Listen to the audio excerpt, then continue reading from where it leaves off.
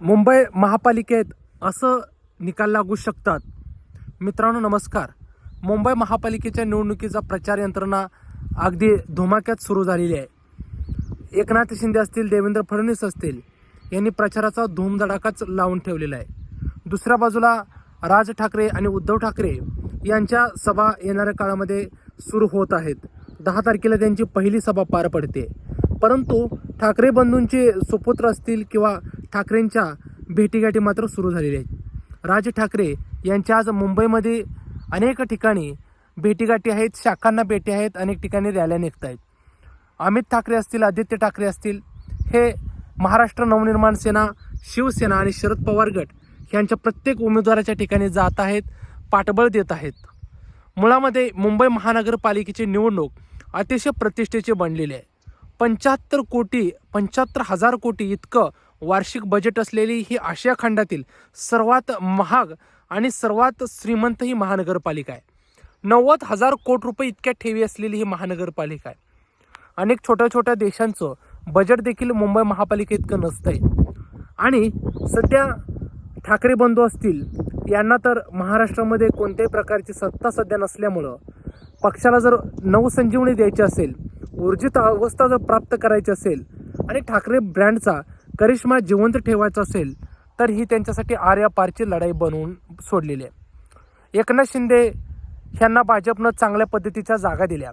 त्याचं कारण असं आहे की उद्धव ठाकरे आणि राज ठाकरे एकत्र येतील की नाही म्हणत दोघं एकत्र आले, जागा वाटप झाल्या. त्यानंतर मात्र मराठी मतं फोडण्यासाठी एकनाथ शिंदे हे अत्यंत गरजेचे आहेत याची भाजपला जाणीव झाली आणि त्यांनी एकनाथ शिंदेनं सोबत घेतलं आणि जवळजवळ 91 जागा त्या ठिकाणी दिल्या. दुसऱ्या बाजूला ठाकरेमध्ये राज ठाकरे यांच्या पक्षाला 53 जागा, तर उद्धव ठाकरे यांचा पक्ष जवळजवळ 150च्या आसपास जागा त्या ठिकाणी लढवतोय. महाराष्ट्र नवनिर्माण सेनेने इतक्या कमी का जागा घेतल्या याच्यावरती कोणत्याही प्रकारचं विचारमंथन किंवा अशा पद्धतीच्या गोष्टीमध्ये संघर्ष पाहायला मिळत नाही. कदाचित राज ठाकरे यांच्या डोक्यात असेल की कमी जागा घेऊन त्याच्यावरतीच फोकस करून आपला स्ट्राईक रेट कसा वाढेल याच्याकडेच राज ठाकरे यांनी कॉन्सन्ट्रेट केल्याचं दिसून येत आहे.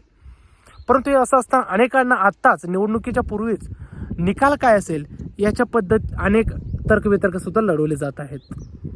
तर मित्रांनो, सध्या काही पत्रकार किंवा काही न्यूज चॅनल्स असतील जे बॅक ऑफ दी मीडिया जे बोलत आहेत, त्याच्यावरून असं लक्षात येतं आहे की कुठेतरी मुंबईमध्ये मराठी माणसाचा एकोपा तयार झालेला आहे.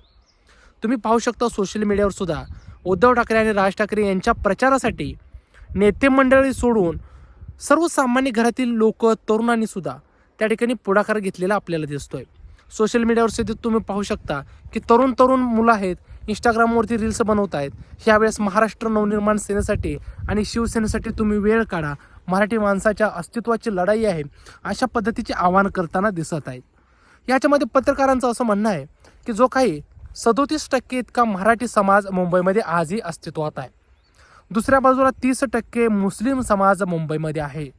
37 आणि 30 जवळजवळ 67% इतका त्या ठिकाणी आजही समाज जो उद्धव ठाकरे आणि राज ठाकरे यांच्या पाठी जाऊ शकतो. त्याच्यामधील जवळजवळ 50% जरी लोक ह्या दोघांच्या मागं आले तरी ठाकरे बंधूंना सत्तेचं गणित सोपं होऊ शकतं.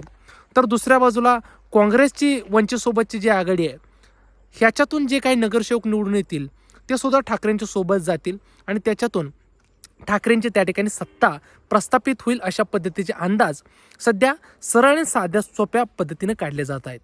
परंतु थेट जागा किती मिळतील ह्याच्यावरती सुद्धा तर्कवितर्क त्या ठिकाणी लढवले जात आहेत. तर त्याच्यामध्ये असं बोललं जात आहे की सर्वप्रथम मनसे, महाराष्ट्र नवनिर्माण सेना 53 जागेच्या ठिकाणी लढवत आहे. यावेळेस ठाकरे बंधूंची युती, मराठी माणसांची युती झाल्यामुळं त्या ठिकाणी महाराष्ट्र नवनिर्माण सेनेला चांगल्या पद्धतीचं मतदान होण्याची शक्यता वर्तवण्यात येते. जर मतदान झालं तर 53 पैकी जवळजवळ 30 ते 35 जागा महाराष्ट्र नवनिर्माण सेनेच्या जिंकण्याची शक्यता वर्तवण्यात येते. तर दुसऱ्या बाजूला शिवसेना उद्धव ठाकरे गटाच्या 70 ते 75 जागा त्या ठिकाणी मुंबई महानगरपालिकेमध्ये निवडून येण्याची शक्यता आहे. त्याचबरोबर शरदचंद्र पवार गटाचे 4 ते 5 नगरसेवक निवडून येण्याची शक्यता आहे. ह्याची जर का गोळाबेरीज केली तर 30 + 70 + 5 म्हणजे जवळजवळ 100 ते 110चा आकडा या ठिकाणी शिवसेना, महाराष्ट्र नवनिर्माण सेना आणि शरदचंद्र पवार गटाची जाते. तर दुसऱ्या बाजूला काँग्रेस आणि वंचितला 10 ते 15 जागा मिळण्याची शक्यता आहे. ह्याची थेट गोळाबेरीज केली तर जवळजवळ 110 अधिक 125 ते 130 जागा या ठिकाणी यांना मिळू शकतात आणि यांची सत्ता चांगल्या पद्धतीनं प्रस्थापित होऊ शकते. तर दुसऱ्या बाजूला शिवसेना शिंदे गट जो की महायुतीतील पक्ष आहे त्याला 10 ते 15 जागा मिळू शकतात असं बोललं जातं आहे. त्याच्या मागची काही कारणं आहेत. महाराष्ट्रातील मुंबई विषयी जे वातावरण सध्या निर्माण केले ते वातावरण असू दे आणि भाजपला त्या ठिकाणी त्याच पद्धतीनं जागा अंदाजे केल्या जाऊ शकतात.